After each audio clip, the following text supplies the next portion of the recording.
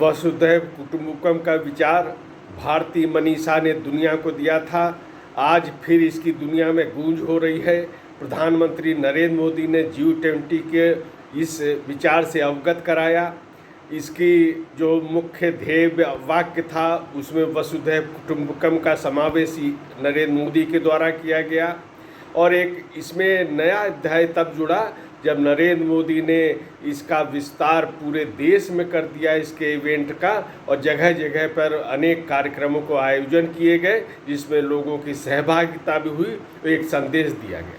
आप कल्पना करिए कि ये जो वसुधैव कुटुंबकम है ये भारत का चिंतन है, लेकिन जब विदेशों के कलाकार जुटकर इस थीम को अपने स्वर में प्रस्तुत करते हैं, अपने ढंग से अपनी संस्कृति के अनुसार जब वसुधैव कुटुंबकम का सांस्कृतिक रूप से प्रस्तुति करते हैं तो निश्चित ही भारत के लिए एक गौरव की बात होती है और ये एक विलक्षण संदेश भी जाता है।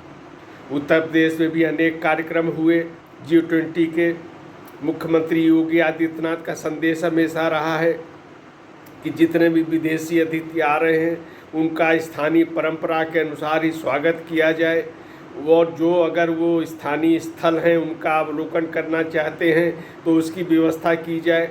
लखनऊ में जब सम्मेलन हुआ था तो ये विदेशी अतिथि श्री राम जन्मभूमि का मंदिर निर्माण चल रहा वहाँ देखने गए। काशी में हुआ तो काशी विश्वनाथ धाम के दर्शन करने गए विदेशी मेहमान। इसी क्रम में काशी में ही वसुधैव कुटुंबकम के विचार को लेकर सांस्कृतिक कार्यक्रम हुए और G20 के जो देश थे उनके संस्कृति के जो मंत्री थे वो यहाँ पर पहुँचे थे।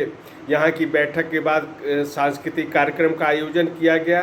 काशी के हस्तकला संकुल में ये जो कार्यक्रम आयोजन किया गया उसको एक प्रस्तुति के रूप से भी अत्यंत महत्वपूर्ण माना जा रहा है, क्योंकि इसमें वसुधैव कुटुंबकम की थीम थी और इसमें ग्लोबल ऑर्केस्ट्रा के द्वारा इस थीम के आधार पर कार्यक्रम प्रस्तुत किए गए, जिसमें one earth one family one future ये जो नरेंद्र मोदी का संदेश था वो भाव पे यहाँ पर जागृत हुआ।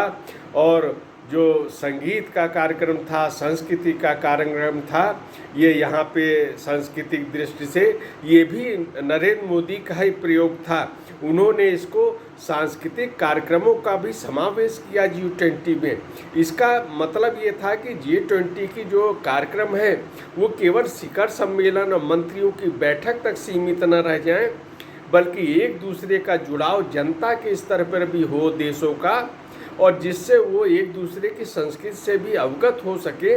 तो इस तरह का जो भाव हुआ, निश्चित रूप से ये प्रयोग बहुत सफल रहा।